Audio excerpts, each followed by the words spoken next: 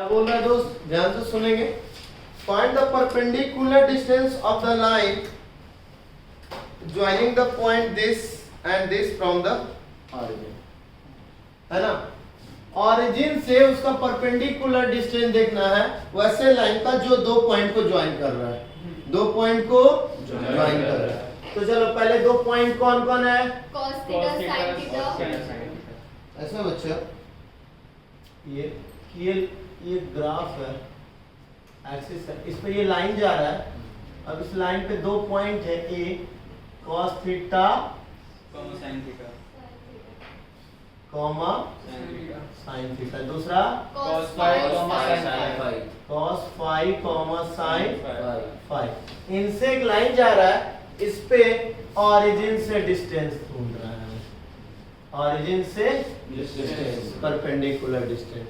ठीक है, तो पहले क्या करते हैं बेटा, याद है? दो पॉइंट से लाइन फ्रॉम टू पॉइंट्स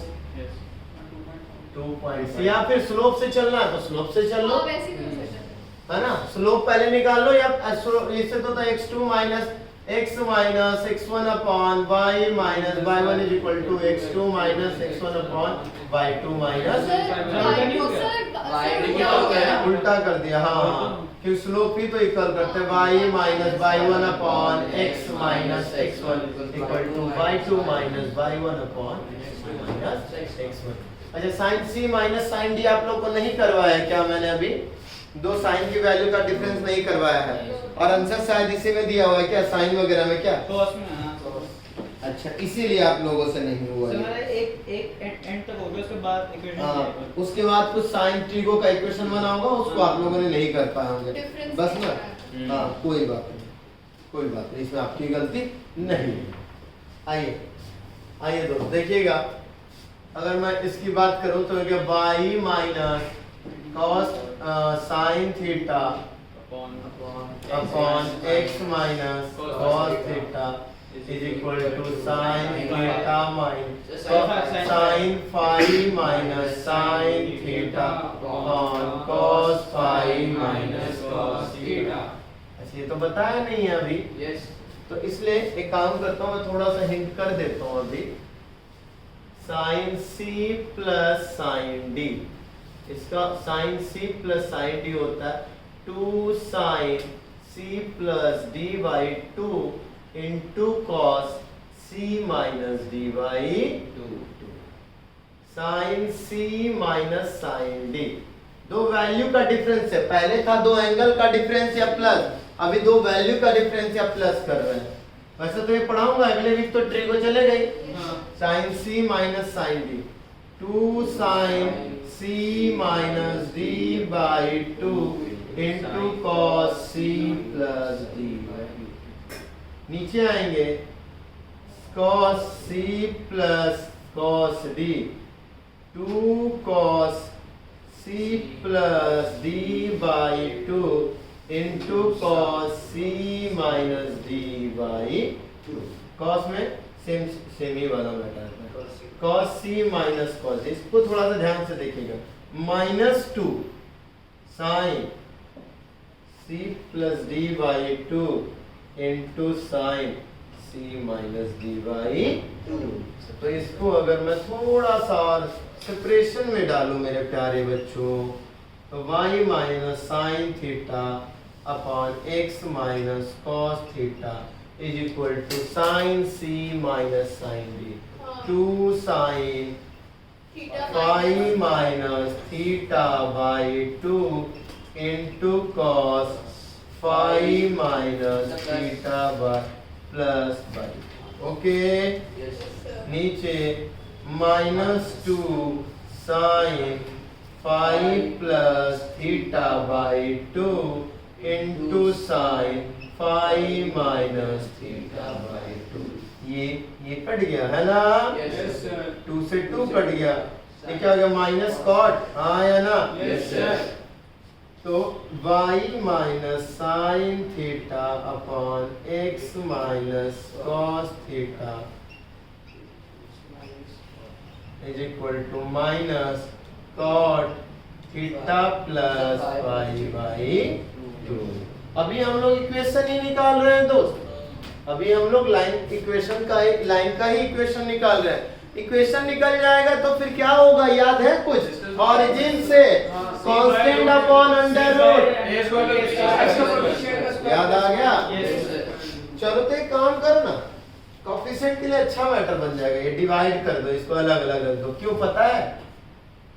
एक किसके पास जाएगा? एक जाएगा cos के पास, x के पास, तो दूसरा जाएगा sin के y के पास। एक cos और एक sin, तो इनका स्क्वायर का क्या होता है? 1 हो जाता है कि नहीं? इसीलिए मैंने जान के छोड़ दिया इसको। तो क्या हो जाएगा बेटा? y into sin phi plus theta by 2 minus sin theta into sin phi plus theta by 2 is equal to, मेरे प्यारे बच्चों, minus x cos theta plus phi by 2 और minus minus plus cos theta cos phi plus theta by 2, है ना बच्चों? Yes, sir. सबको एक तरफ ले जाओ मेरे प्यारे बच्चों। अब इसे क्या मैं इरेज कर सकता हूँ दोस्तों? अच्छा, इसको आप लोगों को लिखना भी है ना? ठीक है, तो रहने देता हूँ, है ना? वैसे मैं लिखवाऊंगा भी आगे आगे तो हम लोग ट्रिगो, नेक्स्ट वीक हमारा ट्रिगो ही है ना? आइए बच्चों, तो मैं एक बार इसको इस सबको इधर y into sin phi plus theta by 2 plus x cos theta plus phi by 2 और आ जाएगा minus sin theta into sin theta plus phi by 2 minus cos theta into cos theta plus phi by 2 is equal to 0।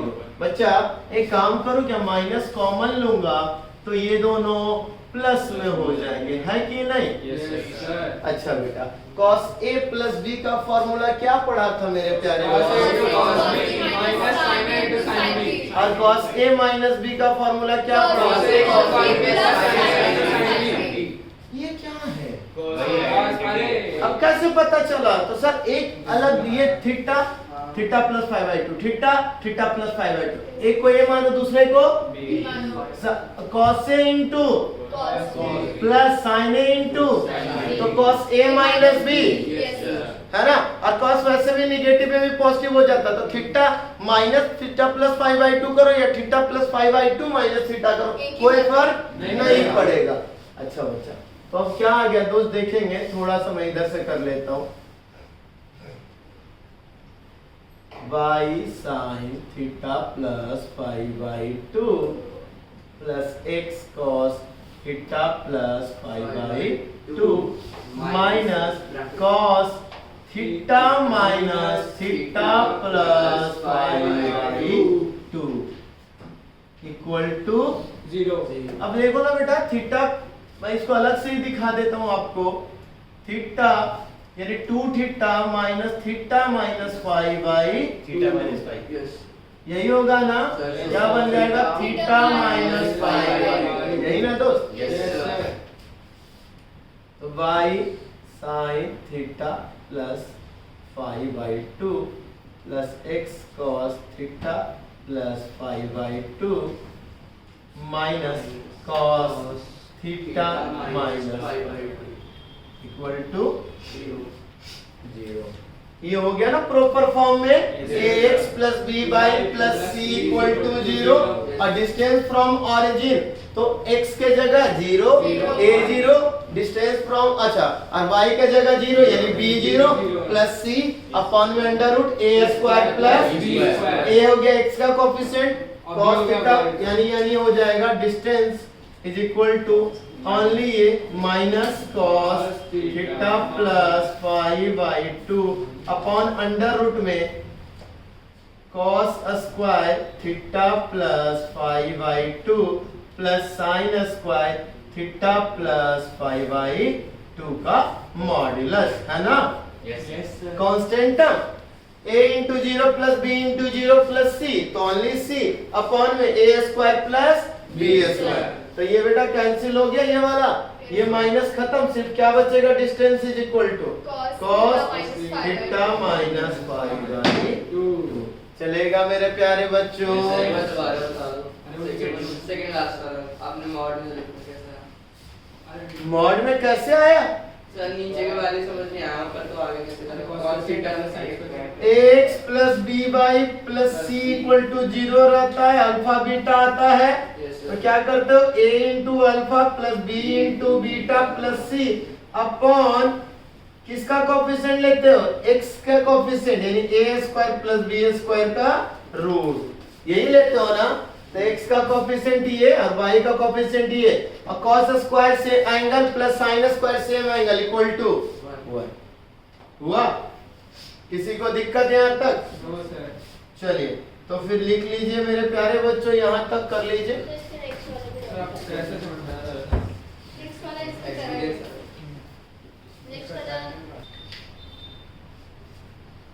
देखो बच्चों question ये है, so that the perpendicular let fall from any point on the straight line, कोई भी point है straight line का, उससे उसके किसी पॉइंट से हम परपेंडिकुलर, चलो एक पॉइंट लाइन बना लिया, रफ लाइन बना लिया हमने,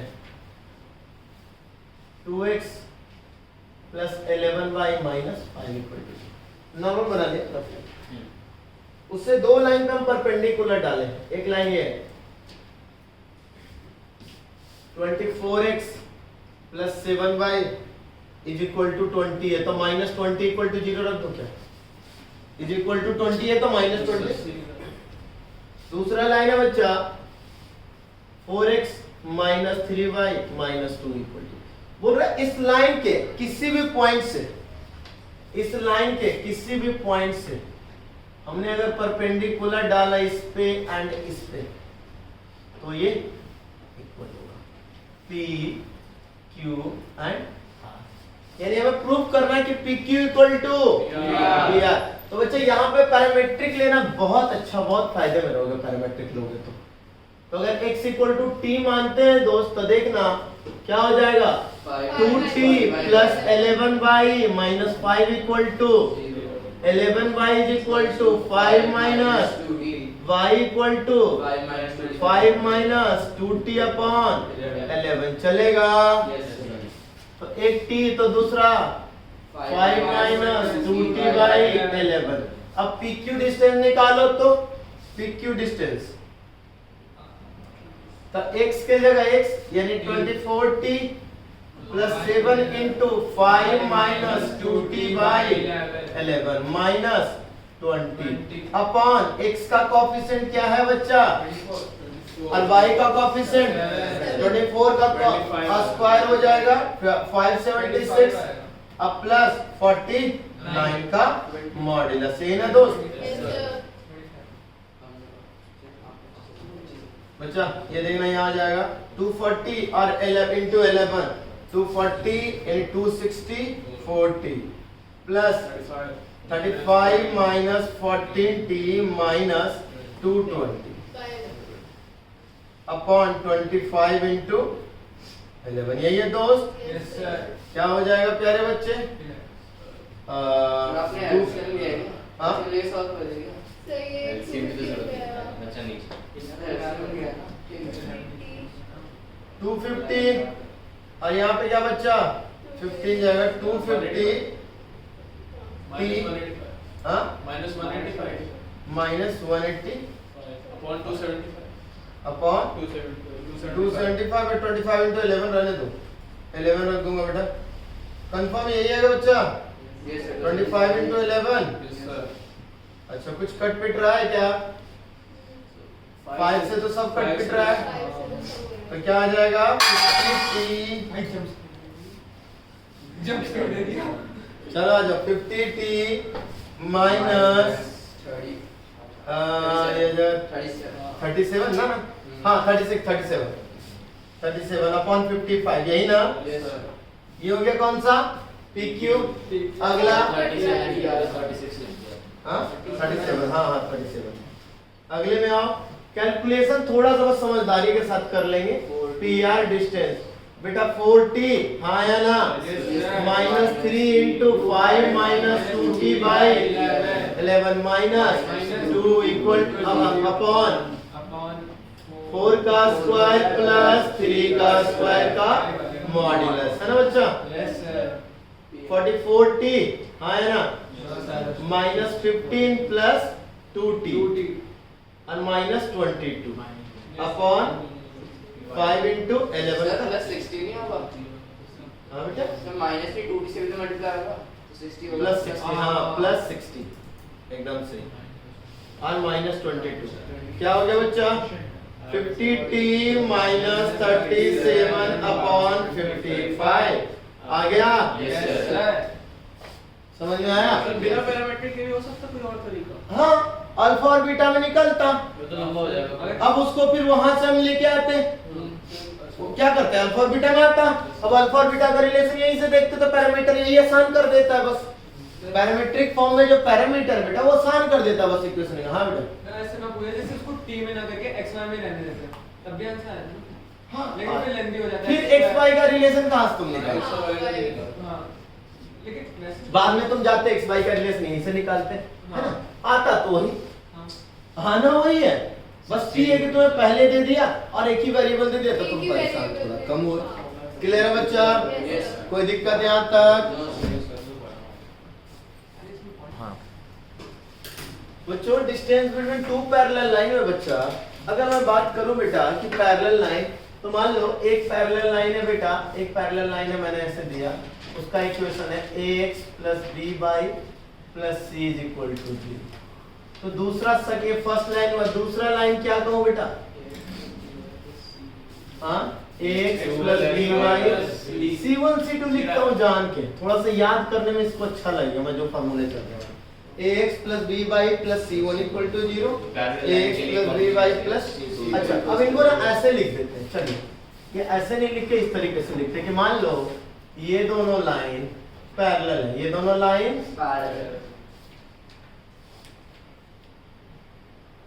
ये दोनों लाइंस पैरेलल है तो इसका क्या हो जाए बेटा a1x plus b1 ax plus b/+ c1 equal to 0 ax plus b/+ c2 equal to 0 सिर्फ कांस्टेंट टर्म का डिफरेंस सेम हो कांस्टेंट टर्म सेम होता है सॉरी डिफरेंट होता है अच्छा बाकी सेम होता है ना बस क्या करना होता है याद करने के लिए कितनी बार बोल चुका हूं बच्चों याद रखा करो पैरेलल लाइन से बेटा x का कोएफिशिएंट y का कोएफिशिएंट सेम रहेगा सिर्फ कांस्टेंट टर्म चेंज होगा परपेंडिकुलर लाइन है अनुराग क्या होगा सर उसमें कोएफिशिएंट्स चेंज कर देंगे और साइन चेंज हाँ ax plus by है तो bx minus ay अब कोएफिशिएंट कांस्टेंट टर्म में चेंज होगा है ना हो गया ये बच्चों अच्छा बेटा एक बात बताओ मान ले मैंने इस पे रख दिया मान ले सर इस पे एक पॉइंट है x1, y1 तो बेटा ये इसको तो सेटिस्फाइड करेगा ही करेगा Yes, sir. मानते हैं ना अच्छा ठीक है अब इससे मान लो इस पे परपेंडिकुलर डिस्टेंस देगा यही देखेंगे बेटा किसी क्यों आप एक बात बताओ सर ऐसा ही यहाँ पे क्यों देखा बेटा दो पैरेलल लाइंस के बीच का डिस्टेंस हमेशा सेम होता है ये देखो ये कहीं पर भी देखो कोई फर्क नहीं पड़ेगा सब जगह सेम तो मैंने मान लिया चलो भाई PQ इज द डिस्टेंस है ना PQ इज द डिस्टेंस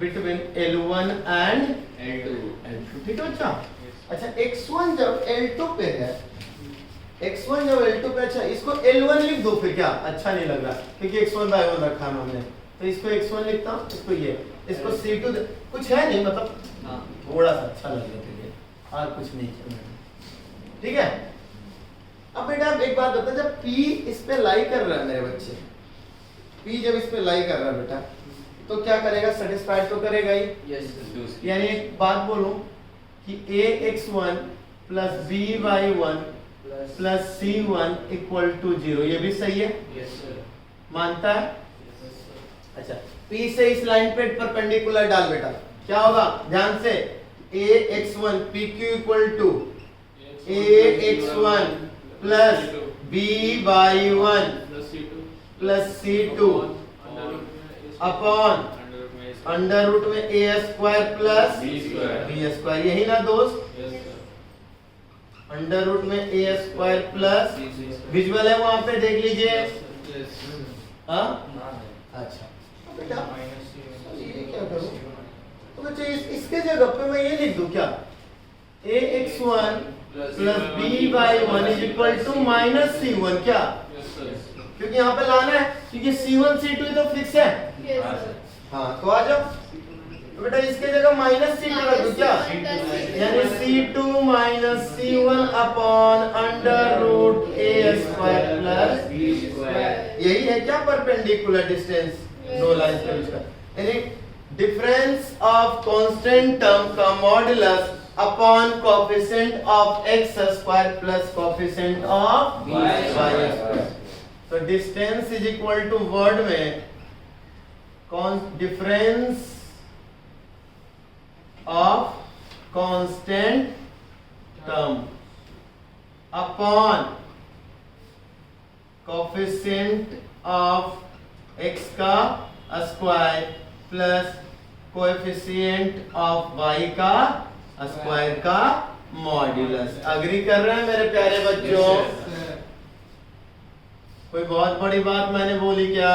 जैसे एक लाइन सर अगर ओरिजिन से पास करेंगे, मैंने लिख दिया, एक मिनट बच्चा, एक लाइन L1 लिया 3x प्लस 4y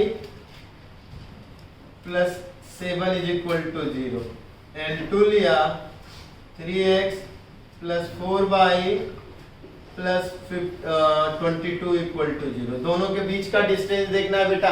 पहली बात तो दोनों पैरेलल है। अच्छा, लेकिन बच्चा पैरेलल बनाने के लिए इसमें एक चीज याद रखिएगा, कभी कभी ये इसके जगह ये भी रख सकते हैं, देखिएगा 6x plus 8y is equal to 40। Yes sir, एक ही बात है, 2 से तो मल्टीप्लाई फिर क्या करना पड़ेगा, सिंपलेस्ट फॉर्म में कन्वर्ट करना। लिख देता हूं, to use this formula make their coefficient of x and y same, है ना। 44 हो गया, 14 होगा। 44 मैंने अभी लिखा, अपने वजह रुक जाओ। To use this formula, to use this formula coefficient of x and coefficient of y in both equation must be equal. same या equal, है ना बच्चों?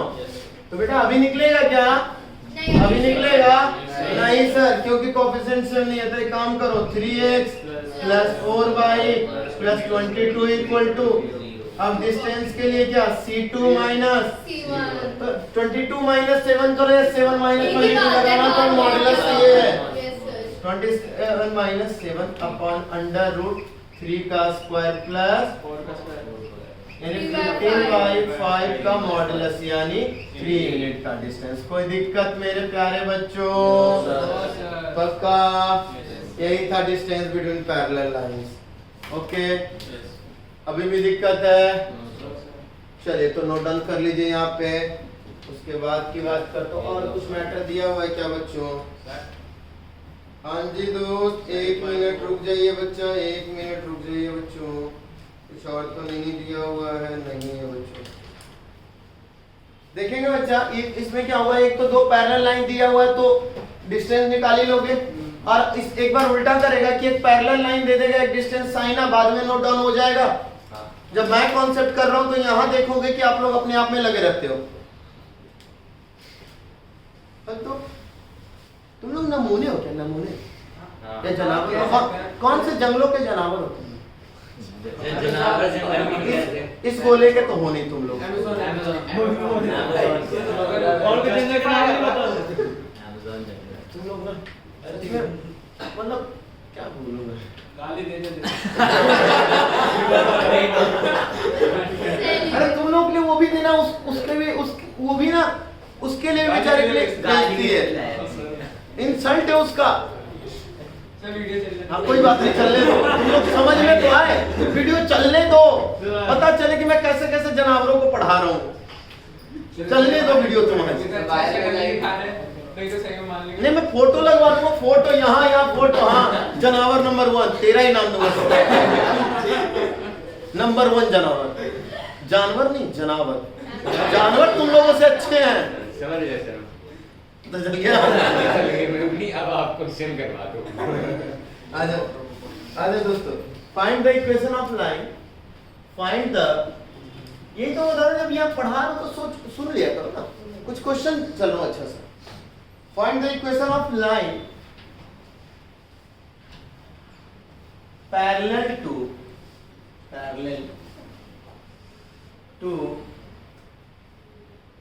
5x minus 12y plus 26 equal to 0, इसके पैरेलल, पहली बात तो इसके पैरेलल है, और at a distance of 4 unit and at a distance of 4 unit from 4 unit from it, है ना बच्चा?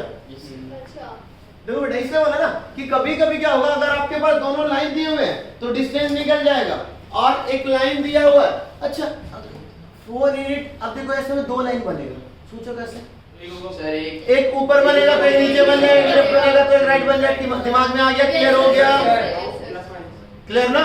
इसलिए मॉड है तो प्लस माइनस से 2 इक्वेशन बन जाएगा, अग्री? ये 4 नहीं बनेंगे सर, आप कह रहे हो इधर उधर भी इधर चार के एक- ये 2 तो होंगे। जनावर नंबर आपने जो बोला उससे कंफ्यूज हो गया। अरे दोस्त समझ गया था मैं। अगर ये लाइन है तो इसका लेफ्ट राइट, हाँ अगर ऐसे लाइन है अप राइट, सर बन गई। हाँ गुड, ठीक है। तो बच्चा अगर इसके पैरेलल है तो इतना तो पता है सर कि 5x minus 12y plus c equal to 0, yes sir. है ना? अब हमें ये भी पता है सर कि इसका कोएफिशिएंट क्या होता है sir, distance equal to C2 C2 minus minus C1 c2 minus c1 constant term का डिफरेंस अपॉन अंडर रूट में coefficient of x square plus coefficient of y square 5 का स्क्वायर प्लस माइनस 2 का 12 का square का modulus equal to 4, है ना? Yes sir 20c minus 6 upon ये बेटा 13 हो जाएगा, Yes sir 169 is equal two plus minus 4, है ना? Yes sir अब पहला केस लेते हैं प्लस वाला, 26 minus c upon 13 is equal to 4, 26 minus c is equal to बेटा 52, c is equal to 26 minus 52 यानी माइनस 26, क्लियर है प्यारे बच्चों? Yes sir. दूसरा बच्चा 26 minus 2 upon 13 is equal to minus 4, 26 minus c is equal to minus c is equal to 78, तो क्या हो जाएगा बच्चा इक्वेशन में? सर एक या तो -78 आ जाएगा। 5x minus 12y minus 26 equal to 0 या 5x minus 12y plus 78 equal to 0। किसी को दिक्कत दोस्त?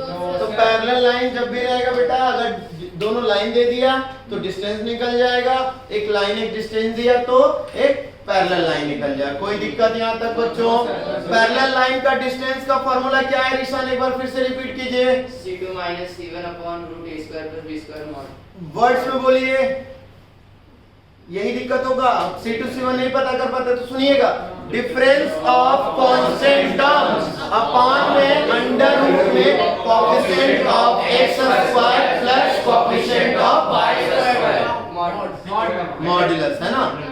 डिफरेंस कर देंगे कांस्टेंट टर्म का अपॉन में x स्क्वायर, x का कोएफिशिएंट का स्क्वायर, y के कोएफिशिएंट का स्क्वायर का अंडर रूट और मॉड्यूलस। कोई दिक्कत बच्चों? अनुराग कोई तकलीफ है?